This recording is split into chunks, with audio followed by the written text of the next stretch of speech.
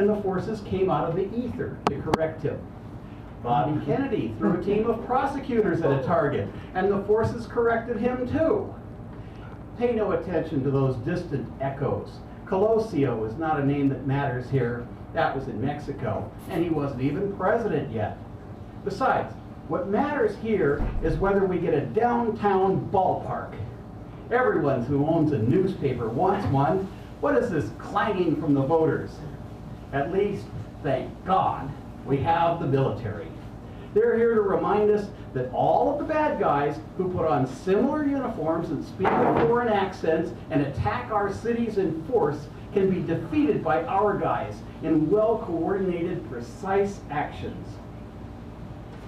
It's a good thing that the bad guys aren't hip to wearing suits and instead of uniforms, and that they come from somewhere else rather than from the inside, and that they speak with foreign accents instead of a diversity of local ones. No, that is an alarm. It's a cable car bell, and all they want you to do is eat rice-a-roni. As the bell rings for the final round, you find Sweeney Todd and the fundamentalists. It's actually more of a jingle of bells as you enter America's own little shop of horrors. You say your perception is in need of a little trim. I'm sure we can handle that. Whatever you have that doesn't fit into our worldview goes down a little chute to the basement. It has been the practice of our religion for hundreds of years. It is quite simply easier to modify the perception of clang than to correct it. Do ring the bell, won't you? It lets Mrs. Lovett know that there are more meat pies on the way. High up, somewhere in Tibet, they throw a log on chains and a large bell to find a resonance within the human heart. Before you try this here, though, know this. The most likely way to integrate the sound of an alarm into a dream is to smash both the clock and the bell ringer. The mind that guides the hand in the iron fist is not asleep, and it profits greatly from the sleep of others. If you know what's good for you, you will not seek to find for whom the bell tolls. You'll just silence the damn thing before there's a lot of trouble.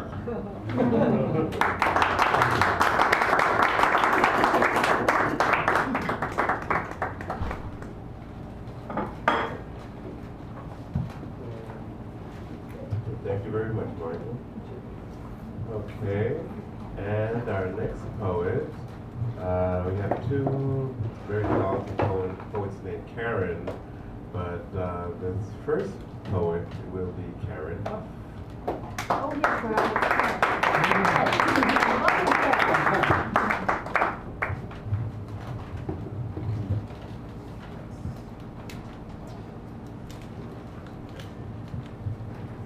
That's perfect, thank you.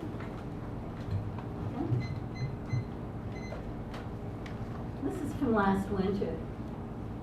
Night. Night falls, and a child headed home from her best friend's house does not return. Her delicate bones are scattered in the street. She did not hear the thing coming. The boy sent out to search is confounded. How could a sister vanish in such a short distance? Night falls in Kasam. Night falls and the family wanders, stunned, through what little remains of the home they built, when they returned here to the place their grandparents were driven out of. A cup intact, a child's doll, a few clothes to carry on the road that does not lead to safety. Night falls in Kasab.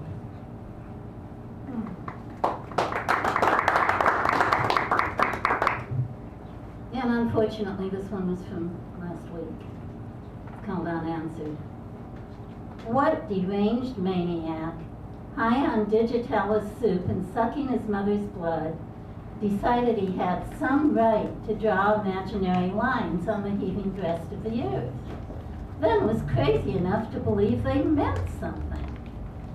Sad it would be, a genetic defect perhaps, the human monster, butt of children's jokes, were it not that people, hypnotized, believed still that a hungry, bleeding child should be tossed in the street, on the other side of the imaginary line, of course. believe it is criminal to beat a dog, but patriotic to bomb a village. In what cave beneath the glacial ice sleeps the sorceress or mage who can free us from this spell and teach the children to sing again?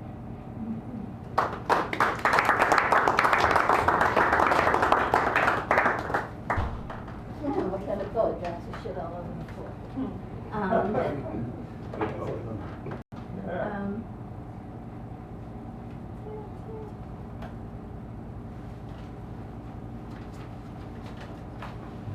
Solitude. When I am alone, I sing off key, but with a diva's fashion. When I am alone, I ramble along the beach and dunes, down streets just to explore, into stores that do not interest me. When I am alone, I eat asparagus with my fingers, drink wine with cereal, and forget to comb my hair. When I am alone, I write poems and sometimes stories that sometimes do not work. Send them off to caves where editors like minotaurs hold forth. When I am alone, I imagine sailing to Madagascar, or weaving a dress entirely from daisies and Spanish moss. I dream of building a three-masted schooner, starting with raw lumber, or dancing beneath the moon in some romantic port I've never even seen in dreams. When I am alone, you drift across my mind like morning fog, causing involuntary smiles, soft waves of desire, and a longing that tastes like honey.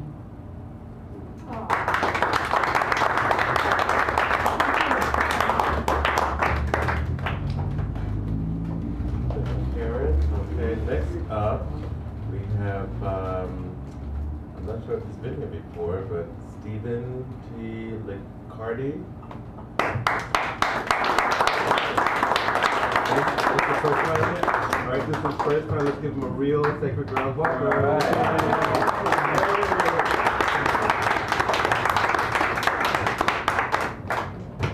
Thank you. Yes, this is my first time here. This is also my first time in San Francisco because I'm from New York. All right. Long Island. Brooklyn in the house. All right. So this piece is called A to B. And it deals with eating disorders. My friend had this commission for her to commemorate her struggle with eating disorders. To consume or be consumed. To eat is to eat myself alive. I'm starving from the outside. My insides scream at the sight of a mirror. Have I gotten thinner?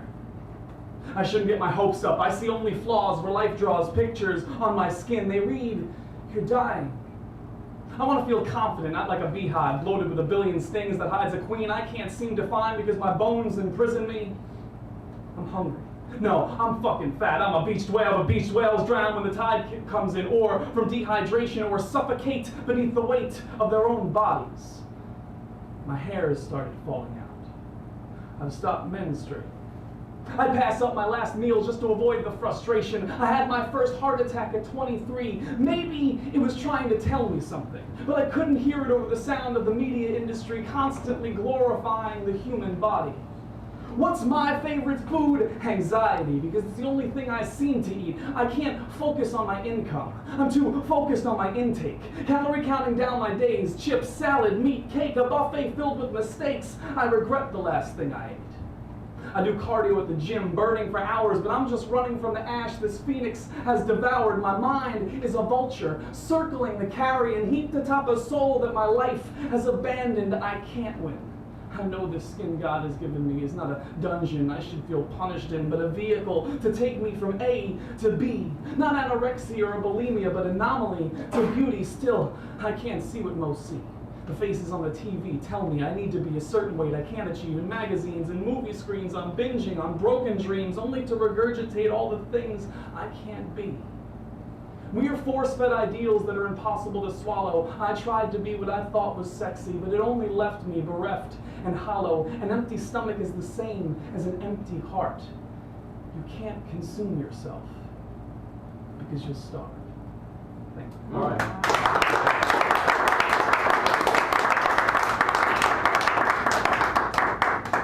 So this next one's from my book. This actually came out a year ago. It's called Death by Active Movement. Deals with the relationship between life and death through poetry.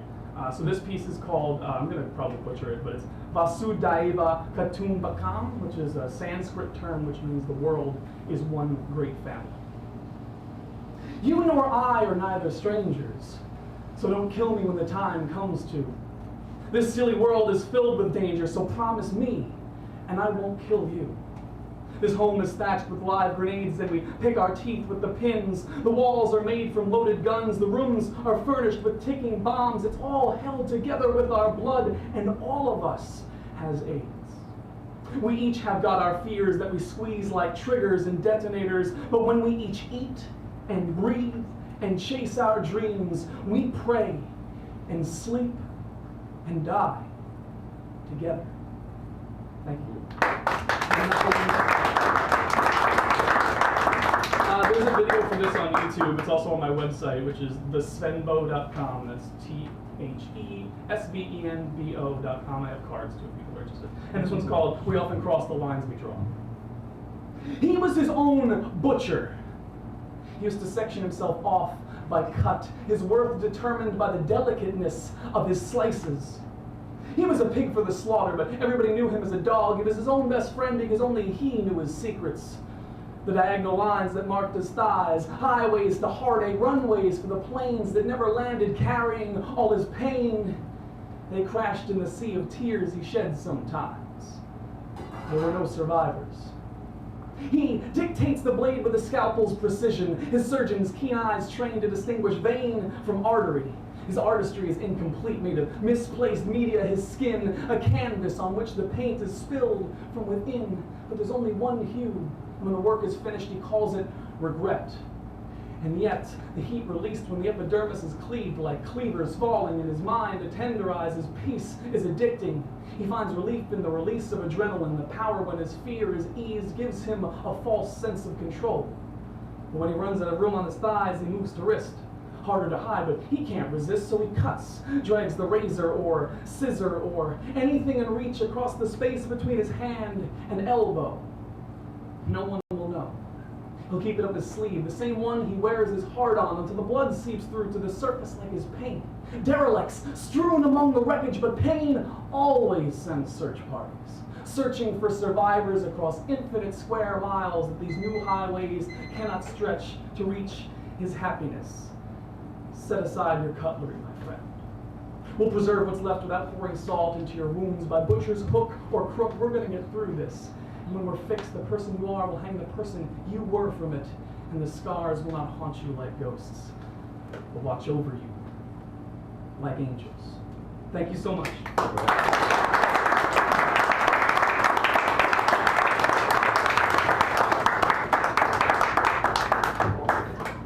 Stephen, please come back. Yeah. Only for you. It's a long commute. Yeah. From Long Island. It might be a little late.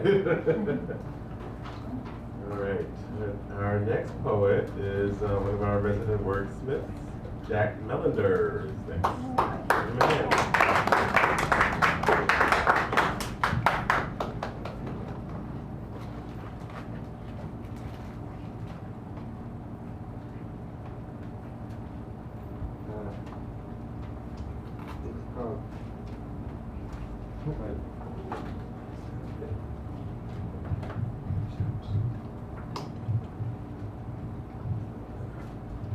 Called Who Owns America? Whether the war is won or lost, whether fought by conscripts or volunteers, whether paid for by taxes or massive international loans, surviving veterans return. Their non-combatant countrymen feel their veteran perfidy, though boys still can't wait till when they can sign up for soldier and march in a killer parade. The veterans become cops, the veterans go into middle management, the veterans ride herd on everyone except the rich. After all, only the veterans really knew the war dead was exemplars of greatest love. So the veterans own the country now. They leave the peaceful folk in good with rights and freedoms, so they one forfeit for security. What brotherhood is left then but for the gun? Where blithe hill skaters of elation will risk a rainy night of fun without the thought and air predation. Make friends with reaching people.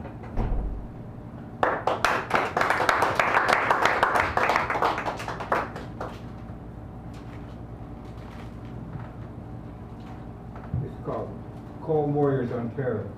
Cartesian origin point where some 8 trihedral angles meet, apex quadrantal sectors share, fence radiates base maps. Here, all points in the universe with 3 coordinates they chart, and risking any hubris curse, they take the measure of God's heart. They spin the orbit of the Earth and integrate the absurd size. Their thought as much as God's is worth. They can their fellow man's despise. They stamp his world with numberings, assess, evaluate all men, possess each of Earth's lifeless things, control the living ones again. Unquantifiable are both a citizen's identity and personality that loath to laud self-styled deity.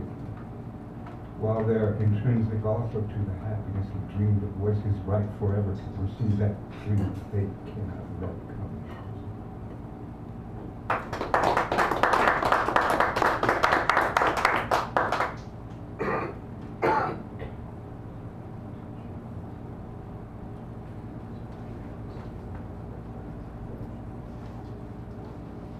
My bros in greed, can't call them pig, would see them freed, so must be big.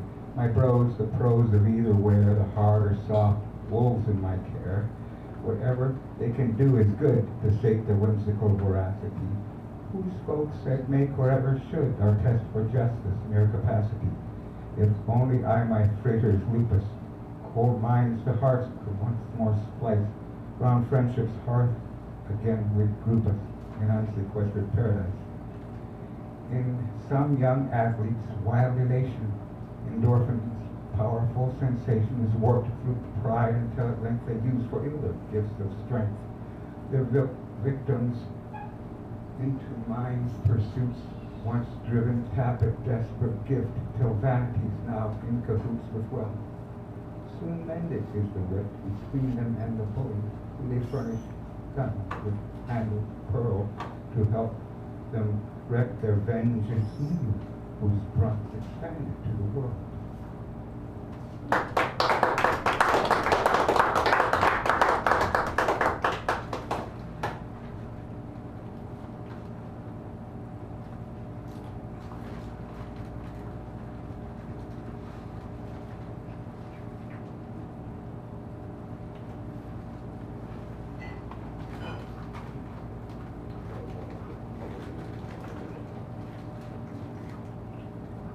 Sensitive, doomed to be, this is called bohemians, hapless, sensitive, doomed to be true to some artistic pension from the infinite imagination, restive hearts in deceptive times exploring the joys of futility and constantly coming up again, thoughtless mind, frustrated feeling, not knowing which aspects of chaos are due to innocent ignorance and which to deliberate deception.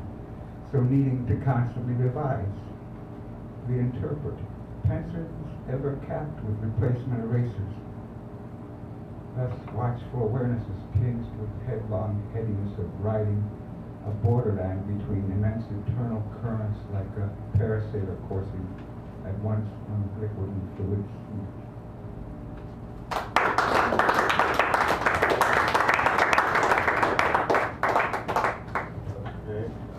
Next up we have David Voices. I'm not quite sure. Is David still here? Yeah, I'm still here. Oh, you are. Great. Is this your first time? Yeah. All right, first time. Second girl, welcome. Yay!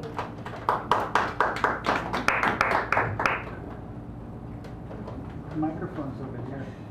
Well, where David's going. I guess he's getting his prop. Now I think his guitar. So they can take us to some music. All right.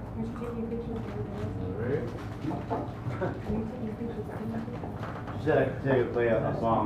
You can serve the hand. Okay. Can you have another hand for David? First time here?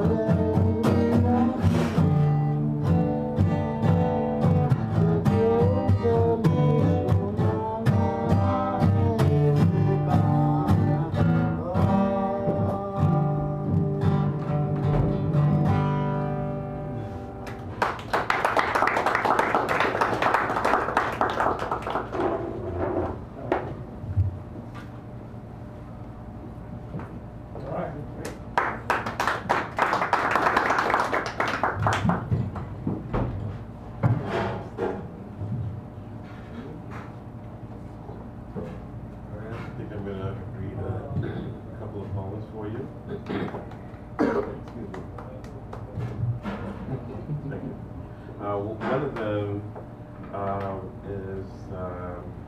was written by J.E. Freeman. Many of you may know Freeman's here. This is from his book called Sweet Abandon. I'd like to share this with you. It's called The Stoop. And for those of you who don't know, stoops are the stairs in front of your house. It's more of an East Coast term than out here in West Coast, but nonetheless. The stoop. It's nice to sit on a sunlit stoop and watch the neighborhood walk by, pleasant in the bath of light the afternoon makes to keep me warm. Excepted if the owner of the house doesn't mind me sitting here with my pen and notebook, writing. I am long-haired and gray, a bit disheveled but friendly. At least the dogs think so as they pass. I can tell by the look they share with me and the slight tug on the leash to approach and say hello, if the humans will let them.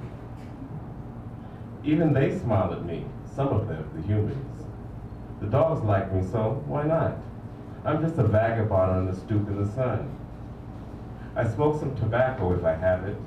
A bowl of pot I always have. Hippie habits never die. They don't even fade away. Even on a windy day, a sunny stoop is friendly. It blocks the wind if I sit high enough on the steps to protect it in its alcove eye to eye with whomever passes. I grew up on the stoops on the streets of Brooklyn and Queens in New York, miles and years away from here, in the summer twilights listening to ball games and rock and roll from the radio in some open window, swapping stories and lies about what I thought was true, laughing with the kids who were my friends back then. Then and there we knew everyone who passed by. We lived there. There were our stoops, our streets. Our folks were just a shout away. But that was then, not now, not here. Here now on the stoop in San Francisco, it is another century. And if my younger self, as I was then, passed the stoop, he would not recognize me, though I would know him and smile. Maybe he'd even smile back or say, as I might have then, "What are you looking at, old man?" And me, being me, would say, "You kid, why? You got a problem with that?" Which we, being us, would make us laugh. And maybe he'd sit on the stoop with me and we'd shoot the shit telling stories and lies about the things we think are true. Yes, the sunlit stoop in the afternoon is a beautiful thing. I can read a book, listen to some music, or catch up on the news, though that might spoil the mood. I can watch the people passing by with their shopping bags and flowers, talking on the phone, or in pairs in idle conversation holding hands, and dream of me and yesterday, laughing, sitting on a stoop.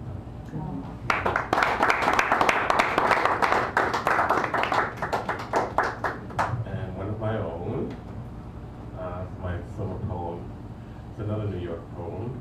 This one's called Harlem Garden.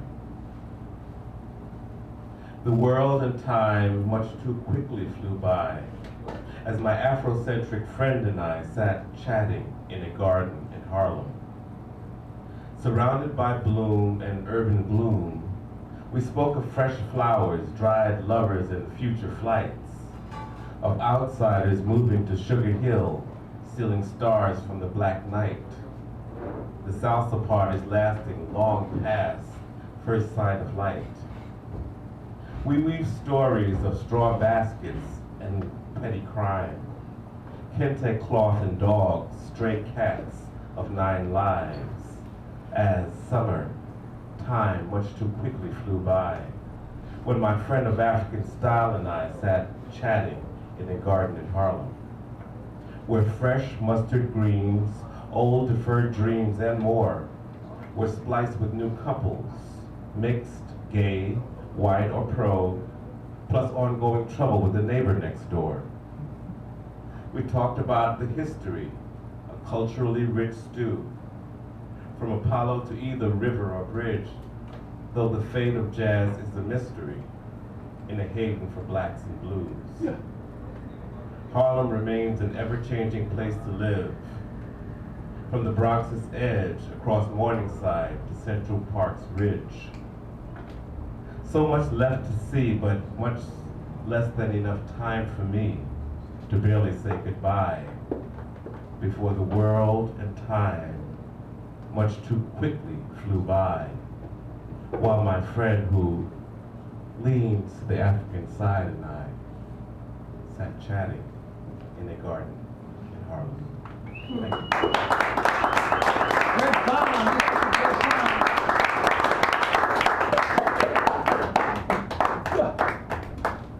Thank you. And I see we have one more reader, editor Marco Harps today. Well, that guy's here, but I'm leaving right away. I can't handle the frenetic energy, can you? All right. Are Yeah, you? I guess I'm the last one. From the East Coast to the West Coast, Greg. I'm the mini. You're me, huh? Mini feature. You're not. Oh, he said my name, No, see how, but such a big you're on the hand. list. You're on the list. We I just am want, we what I just am. want to Oh, I'm the let everybody know last, that but I'm you not are the first, so coming I'm not up, quite so up yet. so they can make sure that I'll they show stay. you. Okay, Garrett is also on the list as well, and Stephen Rocio. Okay, but our next reader was featured last week in a sensational feature, featuring her excerpts from her new book, and she is our next reader, and this is our Clara Sue.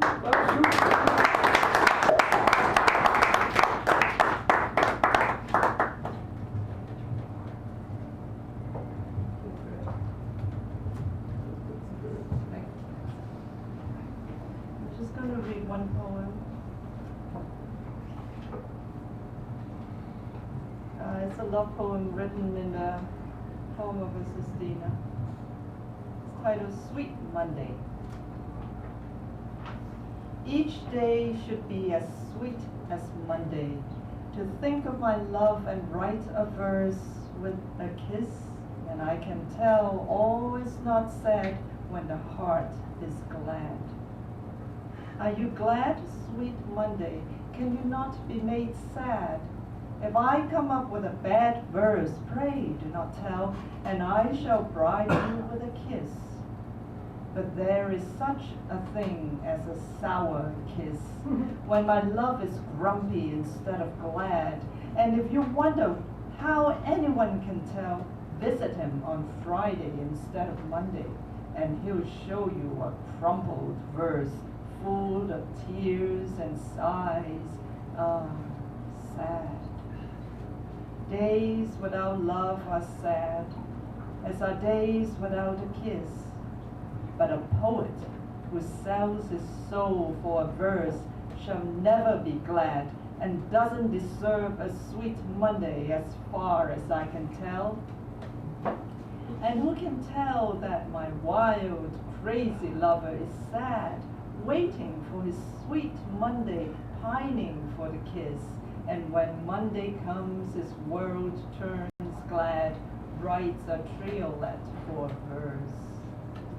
A loving verse, breaking silence to tell that his heart is glad, even when some of the days are sad, and as long as there is a kiss, the day's as lovely as sweet Monday. I'm glad it's nearing the end of the verse, and soon sweet Monday will come to tell my sad eyes to close and wait for my lover's kiss. Thank you.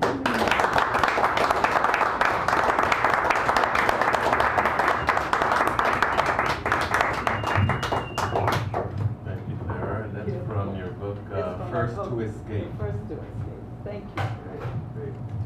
All right, our next poet is one of our regulars, and that is Mr. Garrett Murphy. All right.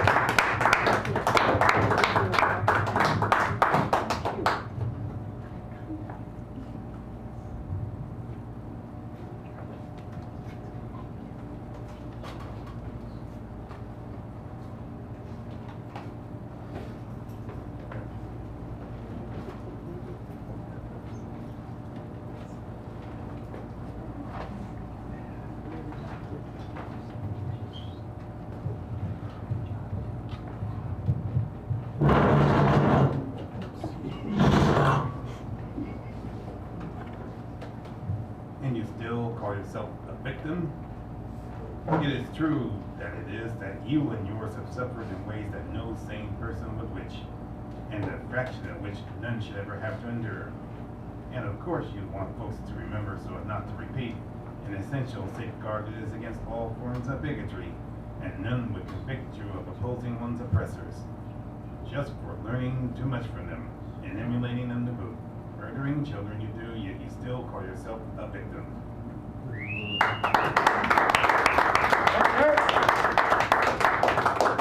Macho, macho, man up. John Kerry, armchair general, of course in his own mind, Kerry wanted to be a macho man, so he behaved true to worm like most of his ilk, admonishes Edward Snowden to do today what he, mighty Kerry, couldn't quite bring himself to do in 2004. Man up, he barks, as if he knew the slightest thing about manhood. Kerry wanted to be a macho. Delusionary ideas about manhood aside, he must be trying with the usual desperation to appease the other bogus real men. You know, the hot air pundits and parody of foxes salivating with dreams about meeting Snowden at the airport when he lands on U.S. soil to face the music of rifles and machine gun fire, tenderizing his most heinous traitor into a modern-day Ninoy, as though they were the cartoon hood Rocky Man on violin. Macho, macho man. Kerry wanted so bad to be a macho.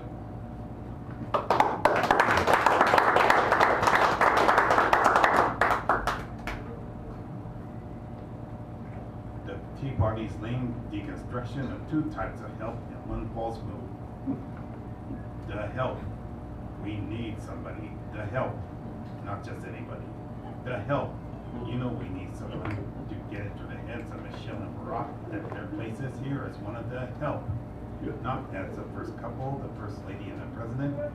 You want others of your kind to think they too can rise beyond their proper place. Come on now, somebody knock some sense back into them. Otherwise, we need to learn to grow up and learn to please help ourselves.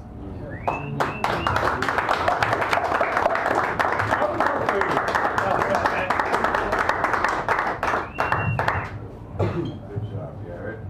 All right, there's a few poets left. So our next poet, I believe, is new. I'm not familiar with the name Rocio. First time? Second time? Okay, we can still give it a good.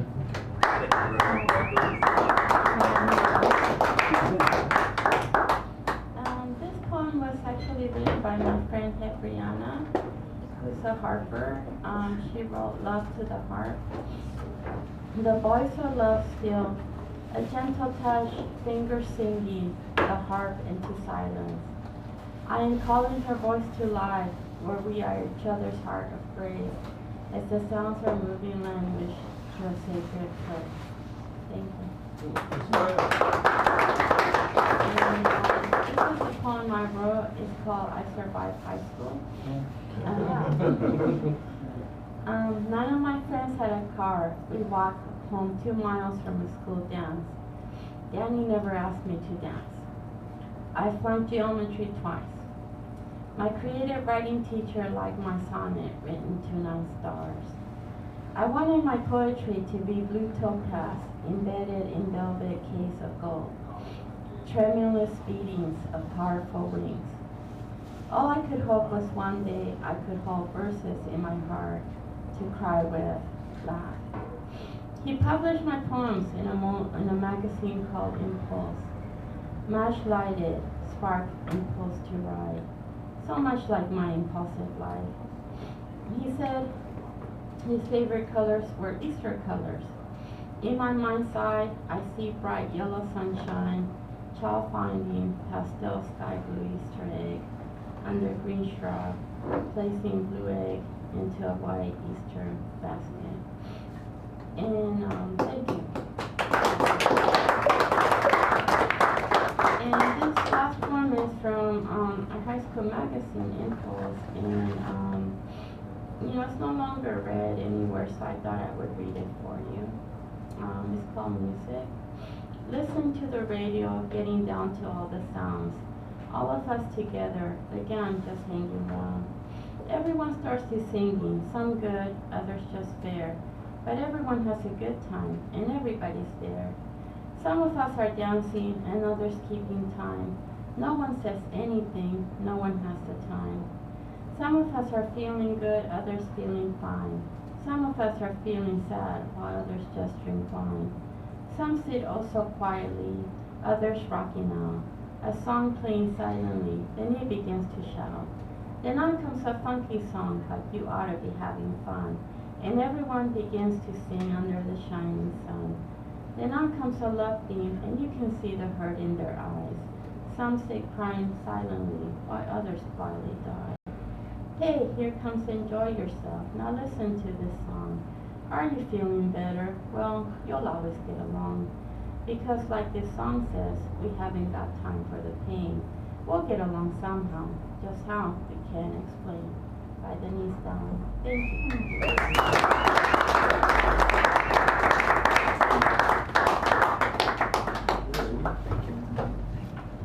Our next poet is Steph. Steph, are you ready? Here we go. Well, once again, it's later than I think. I invented beat. Oh, I wasn't going to say that. I'm not going to use that word in my poem. Okay, what are we talking about? I have ADHD and I get paid for it and I like that.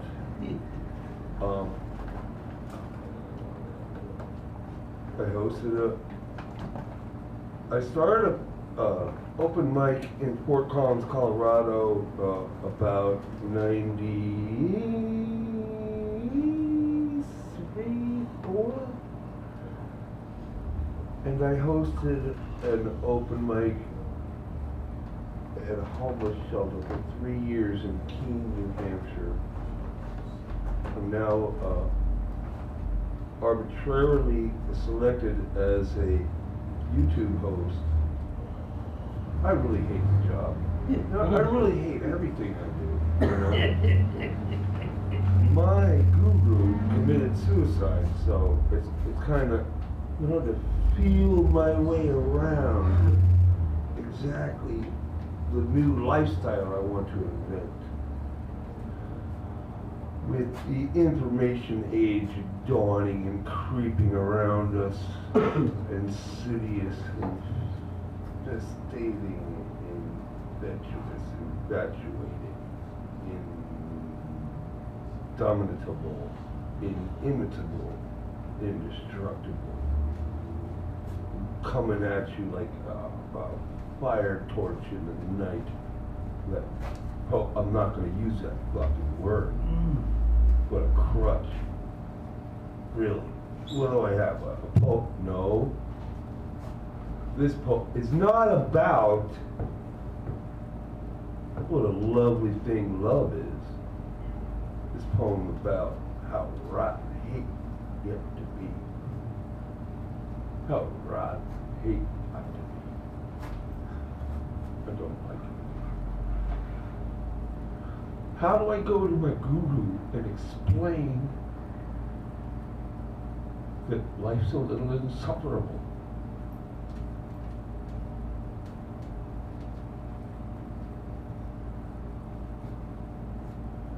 This is live, and the pauses need to be that spaced. I cannot put my poem on a piece of paper. I'm audio, how visual, how visceral, how viscous, how much I missed the most of me. Just like that. Oh, there I go. Climb up a tree. Don't want to use a crutch. No, not too much. But it's all been said before. So what can I invent new? A poem. Oh shit! Right now. There I go again. Honey, I forgot to duck. I'm glad you're here now. Wish I could be. But this existence of life is not for me. I need to hug a tree spiritually, not physically. Like this microphone. Bit of science. Art. Science. Art. I'm sorry. I didn't say that. Can I retract that? No. This is going on your permanent record.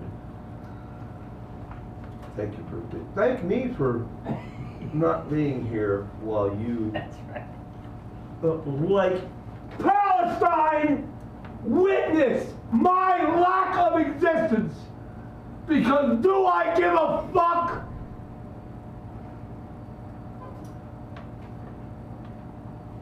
I don't know.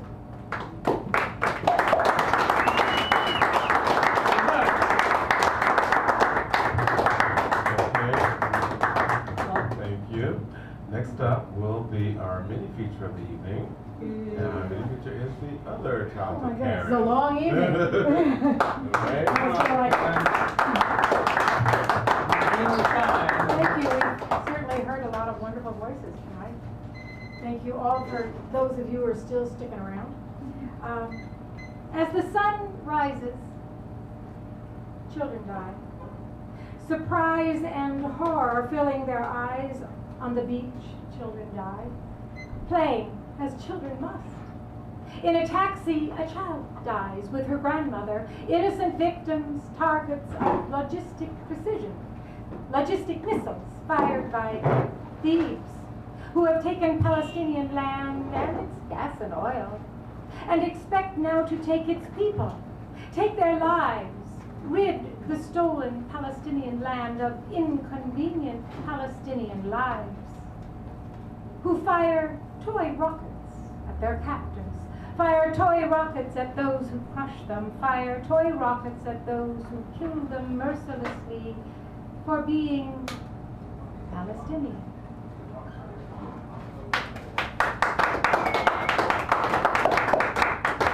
Inscrutable bay waters. The bay seems muddy, yet only dark green, chopped in pieces by the wind, cut by wakes of giant barges traveling from China to load our garbage, our valuable garbage, hoarded and recorded by a corrupt ecology, plastic to plastic, metal, concrete, traveling the seas, traveling over plastic gyres, over mercury and other contaminants, finding their way into marine life and our ecosystem. The water is deep here, a deep port, deep water, inscrutable. Boats skim quickly across deep waters. Pelicans hovering in groups of 6 or 7 plunge deep into deep waters, extracting dinner. As green turns gray, red, yellow, parting briefly for fishing spears of pelicans, waters whisper to the gulls, "We'll race you to the shore," serenely sliding past and far beyond, while momentary waves wave back from shore, yet still returning to the wind and to the gulls and giant barges resting on her back, while she, the sea, laughs lightly. Pelicans above dive and pierce her yielding moisture once again to dark green depths.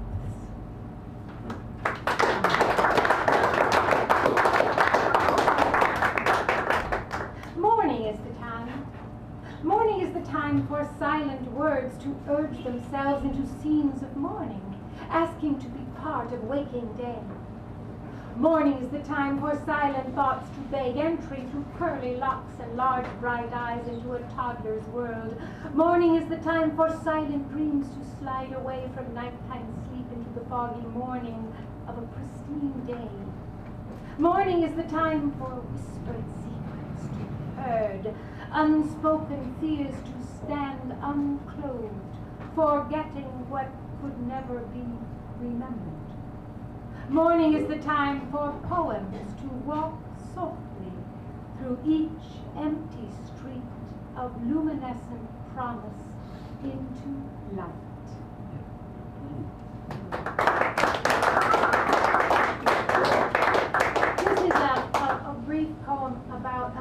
meteor shower in San Francisco. Last night the sky was full of stars. Someone could see somewhere. Our sky was blanketed with fog. Between our eyes and the stars, eons of time and miles separated us from the stars behind the fog. Last night, the meteors were dancing, line dancing in columns of meteor showers behind the fog. We could not see them, but I could hear them dancing.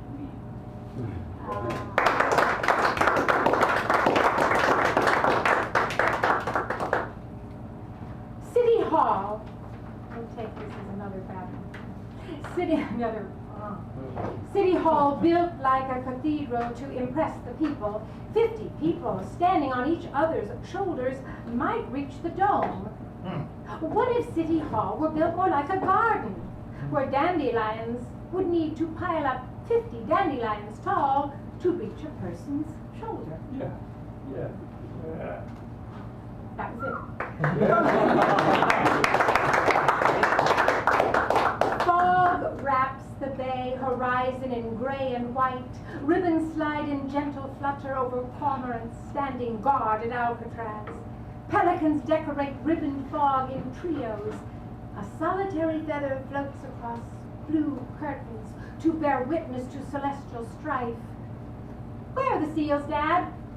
And the young boy asks. The seals? Echoes an insistent sister. The seals! The voices fade in distance, scrambling, rambling. Seals emerge in heavy rows. Mustached mammals, whispered mammals seem to grin as voices fade behind the smooth emergence of the seals. Where are the seals?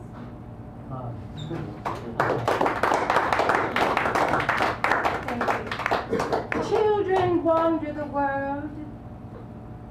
I wrote this before the crisis, so this is really, it's like existential, but it's constant. Children wander the world, children without countries, children without families, children seeking home, seeking food, seeking shelter. 20 million children wander the world, refugees, homeless, unrecognized numbers, unaware of their birth dates, unnamed, empty of memories that belong to childhood, empty of belonging, longing for memories of home, unaware of childhood, unaware of playtime, running in garbage lots to collect scraps, not for toys, but for money, not for themselves, but for bribes to survive childhood. Children come from disintegrating states whose names change with politics, whose disintegration proceeds under their feet, under their small bodies, where corruption precedes terror, and terror precedes rape of young girls, precedes conscription of young boys. 7-year-old children and younger wander through waste, wander in terror, orphans of AIDS and war, nationless. I have seen them riding the trains in India. Children, tiny bodies scrambling down the steps of trains to wander again, to wander into our hearts, where they remain alone, where our hearts cannot gird them, cannot clothe them, cannot mitigate the terror, cannot mitigate the hunger, cannot mitigate the longing of 20 million children.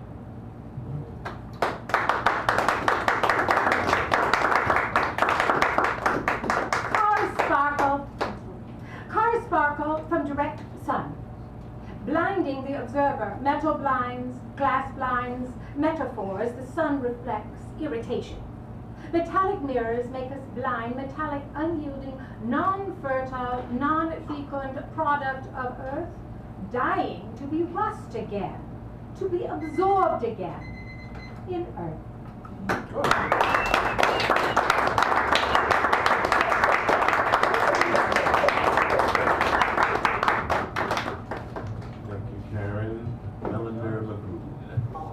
Yes. No, Eleanor here and I'm all in. That's right.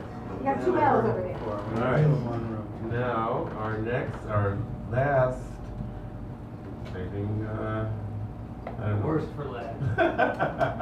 I Marco quickly Parks is de-promote here. myself. Okay. And then afterwards, we'll be giving out some prizes, so please Well, I want to go up there stay. too, so I'm staying last time. Yeah. No, you can come. Yeah, so please hang around after Marco is done. If you survive. Let's have- My God. I need all the hands I can get, all hands on deck. But any maritime, anyone who is or isn't maritime, I think you know what that means. If you don't, well, soon enough you may find out, maybe sooner than you'd like to. Another cryptic comment by yours truly and often unruly. Oh my, oh yeah. Marco Harps. I didn't think anybody would blatantly self-promote me, hence I have to continually, I say have to. What exactly do we have to do? That means if we have to do something to stay in the presence of the material world, breathing is always good, I find. But before I get too silly, I'll scare myself back into the reality of some of our dearly departed. And the first poem I'll do here is for some of those. So it's George Harrison said, cheer down. Oh, a little more humor. New Hampshire, live free or die on that state's license plates. I just said that because this gentleman was speaking about New Hampshire. New Hampshire. This is a book written by Don Brennan called Prelude to Uncertainty. I was fortunate enough to purchase it before he passed. And it's to his children, Ethel, Sigrid, Albert, who make me happy and proud by being who you are. Anything of value in this book has come to me somehow through you. And at the end, there's a really sweet picture of Don and his grandchild. Don laying in the grass and his grandchild looking right at the camera. So I'll pass it around after. I'll just read the first one. I don't know what it's called. Prelude to the Dance. This air spread out upon the banks of a quiet river waits. Air lighter and drier with the sun's every elevating move. Sips water from grass blades at the flowing edge. An easy breeze along the banks crackles the leaves of underbrush chatting with birds adrifting. Conversation spreads to the hills. Trees learn to listen, water whispers on its way to the sea, safe and dark, beginning to glitter. Water moves on while the air stays behind. Playing in the grass, chatting up the birds and underbrush, distracted, lazy in the heat, soon fire will spark and begin her dance. Yeah. Don Brennan, huh?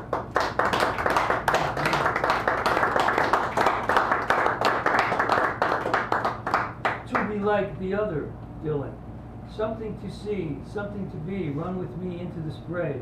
That's the sea around us, not wanting to drown us. Let's walk together. Oh, okay. Walk with him or her, then with whomever you prefer. Just head that way. In your own chosen direction is more exactly what was intended. Hope you understand. To accompany me on my way to the sea was just a manner of speaking. Like poetry that sometimes comes out wrong, you know. Like a toad who croaks quite well, trying to do a bird song. Don't you know? Neither do I. But we have to speak anyway, because we can, and not only that, we must. Because we are not mute, and if we were, we would sign and touch and dance in all the other ways. To have our way before love gets away or gets in the way. Does love ever get in the way? Okay, just when I embrace you and make myself the fool. Well, what was the Welshman's a dingo buried for a green fire in the grass of Fern Hill? See, I feel just like him, not the genius part, but only want to speak. Because it hurts too much to love in silence. Just want to be like him. If he were with you, how would he be? maybe not have wasted his joy, curdled his gaiety into despair on a bar stool. Something to see, something to be, joy, uncurdled you and me. That's all I'm trying to say. Don Brennan, huh? One more for Don Brennan. Love is now the wind's back. It's an old Irish saying, may the wind be always at your back, and may you be in heaven a half hour before the devil knows you're dead. I don't think Don Brennan was too far from thinking that when he wrote this. I don't know. Love it now, the wind's back. Love it now, the wind's back with us. Bowing the power line strings, haunting us with gusty banshee wailing that seeps like fruit juice into dry poems. Dripping our lips with fructose in the songs we mumble along, air passages rattle against glass. Spatter on the broadsides of buildings by verbs and vowels, invite trees to dance in our swaying arms. Now the winds of water have come back to us. Now I'm going to pass around that sweet picture of Don Brennan.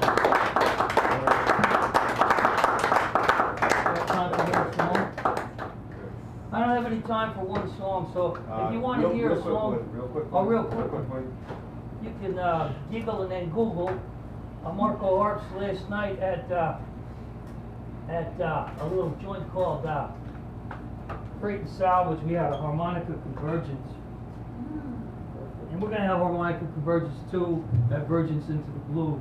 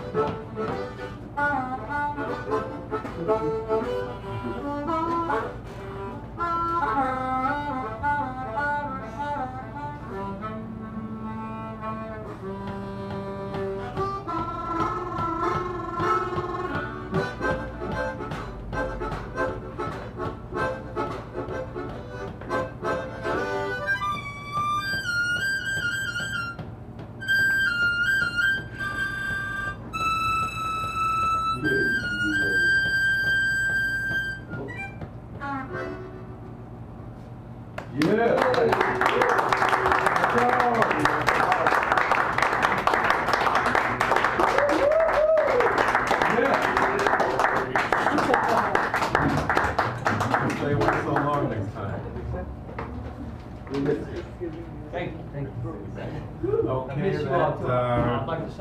that ends our evening of poetry. However, that's a fantastic, wonderful, unbelievable practice here. One of which is the mini feature, which is good next week. You get eight minutes on next week mini feature. We have a assortment of books. Partial History of Lost Causes, Jennifer Dubois. We have the High Tower Lowdown, Washington Spectator. We have a National Geographic. We have World Wildlife. We have a Garfield Discovers America. Want all of them? Give me all of them now. A couple of boxes of raisins. I found, you may laugh, but I found this is a great thing to have. You're walking down the street and people, you know, panhandlers ask for money, you don't have change. Just say, I don't have any money, but we'd like a box of raisins. Everyone takes it. Unopened, I hope. We have We the Dangerous by Janice Mercatani. We also have Rumpelstiltskin, or What's in a Name by Zara Robb. And we have Catcher in the Rye. And we have other things, but anyway, you'll come up here and see what's here. There's also, Anarchy Comics, nice book. So anyway, we will get someone here, our resident shuffler here. Shuffle our makeshift numbers here. Also, you guys running over here. I forgot to bring my numbers, so I had to make shift here. So anyway, here we go. If your name is down here, it may get called if you're still here. Our first winner of the evening is number 6. Number 6 is Bill. Bill's gone. All right. Who's the new number two? Number 7's next. Stephanie is not here. Number 19 is the next one. Rocio. Rocio is the winner. All right. Yay, all right. Yeah. And you get one of these fantastic prizes, including many things. Our undying Is gratitude. this live? Including the mini feature if you like it. Minutes, but you gotta come next week. Oh, Okay. good. Well, you can take either the raisins or the mini feature. The mini feature. Go for the mini feature! Yeah, congratulations. Next winner, number 5, and number 5 is Jimmy. Jimmy's still here. All right. Good winner. You can reclaim whatever you choose. Ah,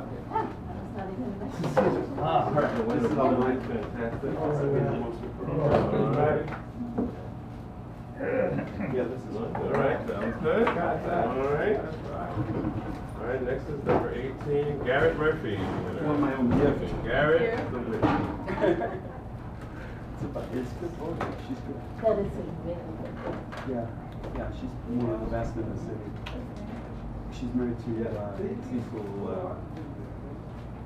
I forget his last name, but they run Blind Memorial Church together. Okay, yeah. Cecil, Doesn't sound right. Cecil Williams. Garrett Williams. takes the winner. yeah, Cecil Williams is the All representative. right, She's number his wife. 25 And they take care of Fort Gilbert is free food and next great Mini. singing on Sundays. Karen. Oh, okay. Awesome chorus. Jimmy, well, shall we take Garfield for my grandson? Is this too wild? I'll do the sketchbook. All right. Well, that's not mine. Good choice. I like the beatnik sketchbook. The This comics. is for my All grandson. right. Oh, I hope I'm Our right. next well, how winner old is that? is number 21, Marco Hart. Marco. And so Why don't we raise That was it? weird. Our crumb, that's crumb. You get the ring. Our crumb is in there. National Geographic, World Wildlife. So you scored. All right. Now you gotta come back. All right, we're almost done. Almost Yeah, there'll be a whole few new more. pile of All stuff. right, bear with us now. All right, next one is number 12, Karen I was gonna go up Puff. and grab it, cause you know, you're a poet, she's a good lady to start. So is she. You take one of this one.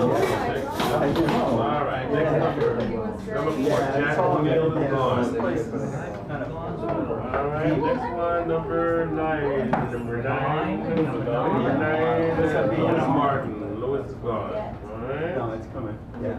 Next is number 1, Buford Bunton. Next week's gonna be I wrote it on down. That's what I'm doing, but I haven't got it. Fresh little college. But that's cool. You know, it's still. Hey, Mr. Natural, thank you very much. Yeah, Thank you, Mr. Natural. I over there.